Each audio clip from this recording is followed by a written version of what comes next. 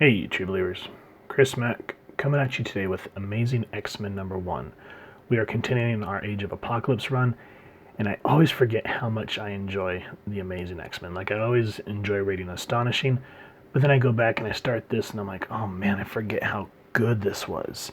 So the print date on it was March 1995. Yeah, 5. Haven't had enough coffee yet, so my brain's not quite there. And then I love this cover by Andy Kubert. It's just like, yeah, that's great X-Men. So we open up, and what I like here is just kind of like this juxtaposition of the current regime in power, and then the humans that are trying to migrate off of America because of what the Eurasian High Council wants to do in Weapon X. So if you're not sure what's going on that way, check out the Weapon X reviews that we're currently going over. Now, this is what I like. If despair had a face, it would be laughing. And so they talk about how America's gone mad, being run by apocalypse. And then how these people here, they're trying to go through Booth Bay Harbor in Maine to meet up with the Eurasian High Council's Sentinels for the Great Airlift, which, again, as I said, was going through X Factor. Now, what I like here is we just talked about if despair had a face, it would be laughing. Here's where the compare and contrast of it is. It says, but even here, if hope had a face, it would be haggard. Because you can see this is not an easy trek through the snow compared to the luxury life of Apocalypse there. So I like that a lot. And so here we just kind of see the humans, refugees going, and we get this hooded person saying, and this kind of makes me laugh a little bit the way that it's worded, but she goes, can you believe this, citizen? Freedom! And so you see these people kind of having I forget the right word for it, but like low expectations, and they're just kind of ignoring this person. But yeah, you come to find out here after this hooded figure's talking to this kid. It says the boy's eyes haunt her as she walks away. What kind of world is it where a child's look could show so much innocence and mask so much pain? Birth and death don't distinguish between humans and mutants. So why should she? It isn't fair, she thinks. Vanessa Carlyle mutters a soft prayer to cleanse her mind of such blasphemy. So again, it goes to show that mutants and humans are the same. And again, that's good, subtle, in a sense, subtle subtext for social commentary. And that's what I like about these older books, is it's very subtle and it makes you think. But you come to find out she is a traitor, and she's talking to the Magi. Who are the Magi? We will find out later in this series, so don't get despaired. We will get there. And before we can continue further with that arc, we then cut over to Westchester County. And what I like here is, even though Charles Xavier is dead in this timeline, it's only fitting that Magneto takes up the new headquarters here at the mansion. And, it shows Bishop here in silhouette. And you come to find out that Bishop, even though he's like the lone survivor of the 616 universe, his mind's kind of clouded because of what happened with Legion's Quest. And so he can't really picture what the mansion is really supposed to look like, even though he gets flashes. And so, as we've kind of seen through this event, he explains to Magneto how the world should be. And that's kind of what's set everything into motion thus far, which we will get into here in a minute. And you can see that this bishop, even though it's our bishop that we know, still this post-apocalyptic version, and he looks haggard. And it says here, he goes, why does he recognize the people who live here now? When a nagging doubt inside his heart warns the wanderer named Bishop that these X-Men are unlike any he has ever known before. And I like how we get this quiet moment, kind of a beat before boom, in your face action. And we see the X-Men fighting what looks like a Sentinel. Now, before going any further, this is called Crossing Guards. Brought to you by Fabian Nikiza, writer, Andy Kubert, penciler, Matt Ryan, inker, Kevin Somers, color art, Starkings and Comicraft lettering, Digital Chameleon separations, Bob Harris, and Saba, editor. And I know I've said this so many times, but I miss when the art team, the creative team, made you feel like you were in on the joke with them. It made you feel like you're part of the family. You don't really feel that anymore. A lot of this, like when you read the credits, it feels cold, especially in the Dawn of X books, the way it's just that white page and it just feels very surgical. But anyway, so they're fighting the Sentinel. I'm like, why are they fighting a Sentinel? Well, hang on a minute. Now, what I like here is the way that Nikiza intros the X-Men. Now, I'm going to read this real quick. Box. Iceman, once called Bobby Drake, freezes the moisture in the air around the robotic attacker, Lightning, while Aurora Monroe, Storm, brings lightning down at a tumultuous weather system she herself manipulates. The team's second in command, Sean Cassidy, the Banshee, scrambles the Sentinel's electronic systems with a sonic scream pitched at so high a frequency that only the artificial mutant hunter is affected by it. And then we see this guy with the eye bolts. The Sentinel's main programming core is exposed by the unprecedented powers of the newest X-Men member, the mysterious man known as Exodus. And for team leader Petro Maximoff Lynchur, opportunity for action, no matter how small, can be seized upon like quicksilver. Look at this. 1, 2, 3, 4, 5 panels. Boom, boom, boom, boom, boom. Introduced to the X-Men, their power set, a little bit of their personality. That's all we need. We are ready to get into this team. We don't need Petro Maximoff, runs fast, likes coffee, haha, Exodus, super whatever his powers are, is cranky, LOL.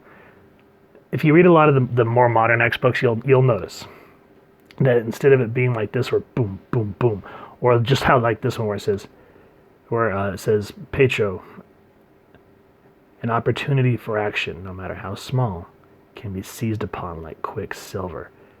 That is freaking genius. You don't get this quality anymore, man, and I miss it so bad. But yeah, go read some of the more modern X books. There's some good ones. You'll see what I'm talking about. I'm just going to let it speak for itself. Anyway, moving on. But then you come to find out, as I was just saying, because Pedro says time, you come to find out that they're running drills in order to intercept the Sentinels to reprogram them so that they don't get attacked when they're trying to help the Eurasian Heist Council Exodus, the humans from North America. And so here we see Nanny, and this is Allison Blair, the Dazzler. So this is the first appearances of both Dazzler and Exodus. If you're not sure who Exodus is, go read them probably about the 92-93 run of X-Men, because that's when Exodus really came on the scene. Dazzler was created by Chris Claremont. And just kind of a side note, without getting too much back into Dazzler's original settings, but Marvel made a deal with a record company. I can't remember what record deal off the top of my head, but they were going to I think they were trying to do like a Dazzler movie or something like that, but they had to create her in the comics first, and that's how we got Dazzler right around the time when we were introduced to Kitty and Emma Frost. But the deal fell through. The movie didn't happen, record didn't happen. So I think it was RCA. If I'm wrong, let me know down in the comments. But anyway, that's how we got Dazzler. And Allison's always been one of my favorite characters, especially the way they kind of grew in their relationship with her and Longshot. I was like, oh god, I'm drawing a blank. But anyway, in this universe, none of that happened, obviously. But it's just a really welcomed addition. Now, Nanny is watching this training session, and she says, Pedro, you're off by X amount of seconds. You need to be closer to the Sentinel once Exodus exposes the core, or else this whole thing that they have planned for this mission is going to fail. And this is why I've always loved Allison Blair. Check this out. She goes, and that's a little close for comfort, isn't it, gang? Talk about how Patriot has to be closer to the Sentinel when they do this. She lights a smoke with her optic powers, and Nanny's like, Allison Blair, I declare that's such a vile habit. Go rotate yourself. That is the Dazzler I know. The rock and roll I don't give a poop about nothing. But that also reminds me of, what was that show called? Happy Days. Whenever they get mad at each other and they'd say, go sit and spin. So, anyway. Now, here's where everything I just kind of brought about is going on, because Bobby kind of explains it for the audience. He goes, when we're all trying to do it, he's like, okay, let me go here. This is ridiculous. We even have to hide from these tin-plated bloodhounds. When we're all trying to do the same thing they've been programmed for and help save some humans. And then Paris, Exodus, like, I couldn't agree with you more, Iceman. But the Eurasians lack the technology to program the Sentinels to identify us as allies while the evacuation takes place. They will see us only as mutants, and therefore part of the Empire. So that's why they're training against the Sentinels, because they got to take down one to reprogram it, so that they're shielded so that they can help with the evac. Now, something happens, I don't want to give it away, but it causes Magneto to interfere. And what I like is, you see at the beginning how everyone's just kind of working the Sentinel, and then Allison's just kind of standing next to Nanny, and you're like, and it's like, why is she not doing anything? She was in on it, on what happens with Magneto's plan. She was the one projecting everything, so she's like the living, breathing encompass of a danger room, because she's the one that sets up this light simulation of the Sentinel. Now you see Bishop here holding young Charles. Magneto took him in, and everyone's kind of questioning their loyalty towards Magneto about this other universe. And even Bobby, he's not thrilled with this. But I like how Magneto says, leave him alone, Iceman. He's not to blame for his condition, nor his strange claims. It's as if he's driven to warn us. But until such a time as I can be certain that his claims of a different world, a better one, are valid, we must try to continue to carry the fight to Apocalypse. That is why I've dispatched my beloved Rogues team to stop the Cullings. So this is what's going on in Astonishing X-Men, while Nightcrawler seeks out his mother, Mystique, Excalibur. Peter and Katya search for Illyana, Generation Next, and Gambit tries to steal the mysterious Imcron crystals. So Gambit and the Externals. And I like how it shows each book has a reason to exist. It's not just, like 600 tie-ins like, say, Civil War II. Each of these tie-ins have a reason to exist, because each team has to go get, like, the Imcron crystal. Illyana, because Magneto wants to confirm that this alternate reality is real, and that these things that he needs to make it happen are available. But until then, we still have to worry about focusing on saving this world in case Gambit's claims are bunk. Or Gambit, what's his name? Bishop. So that's a lot to take in, but that's why I'm trying to record these, in a sense, in the suggested reading order, so everything makes sense. So, as we remember at the end of Astonishing X-Men #1, Rogue takes the shuttle to Seattle to stop the Cullings. So Bobby's like, well, how are we going to get there? He's like, I can ice slide everyone, and Banshee's like, no way, we can carry people. And Magneto's like, that'll wear you out by the time you get there. So he turns to Paris. He goes, you're going to teleport the team. And he's like, wait, what? I can't teleport. Right? He says, no, Sean. That would exhaust you as quickly as Iceman's methods. Exodus will teleport all of you there. Me? But I don't have those kind of powers. Do you trust me, Paris? Of course I do. You saved my life, Magnus. You found me. You made me whole again and gave me a reason to live. I have total faith in you. Now, if you remember in 616, Exodus isn't is it the Acolytes? Is that what they were called on Asteroid M? But anyway, he was the leader of the Acolytes. And so, with that, Paris does teleport. And he doesn't understand that how he has these powers. He's like, I did it. And you're kind of wondering why he's a little shocked. But there's a panel. Hold on, I'm looking for it. Here it is. Bishop says they're gone for years. And look at the eyes on Magneto as he says this, kind of the shame, a little bit of shame, a little bit of Magneto we know, but he goes, for years I tried to prevent Exodus from using his powers to their fullest, for fear he might become as corrupted as those we oppose. So I like how that's a little poke at what he actually is like in the 616 universe.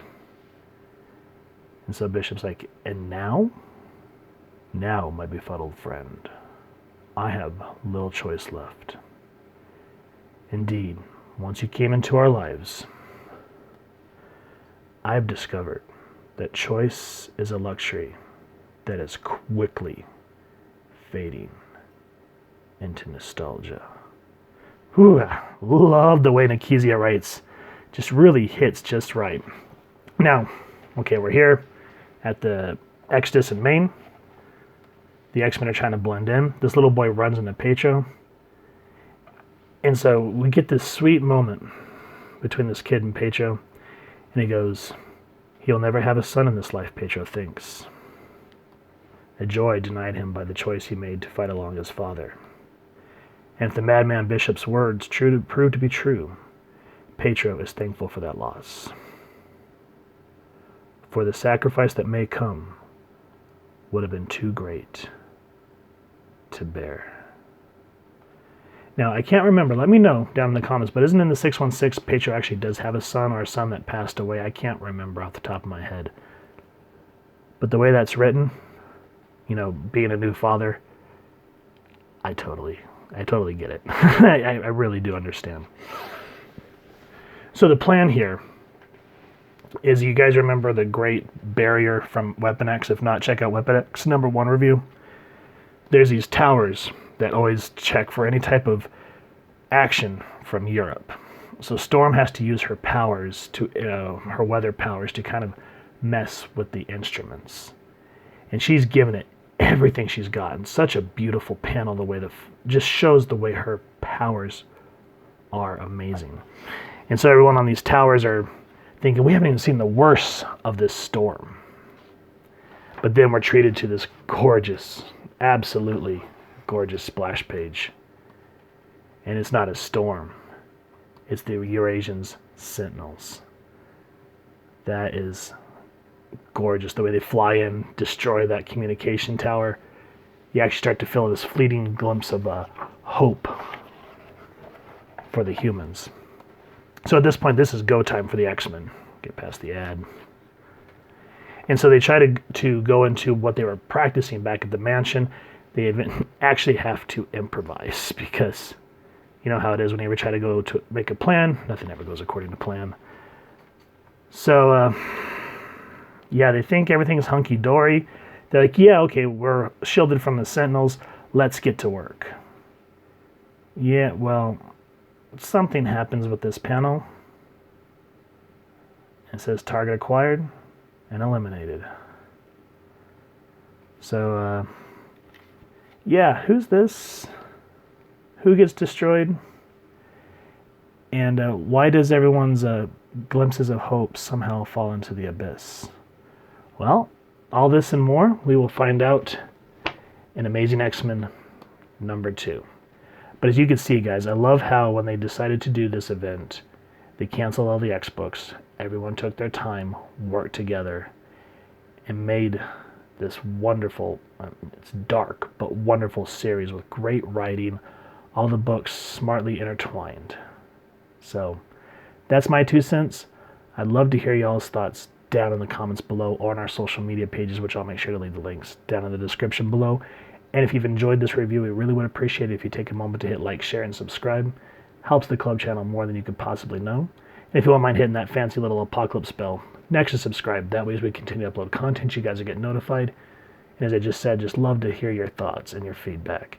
And if you've enjoyed this book, please first and foremost check with your local comic shop and see if they have any of these old Age of Apocalypses back in the back bins. And with all that said, thank you so much for stopping by. I hope you all continue to have an absolutely amazing day reading, and happy hunting, true believers.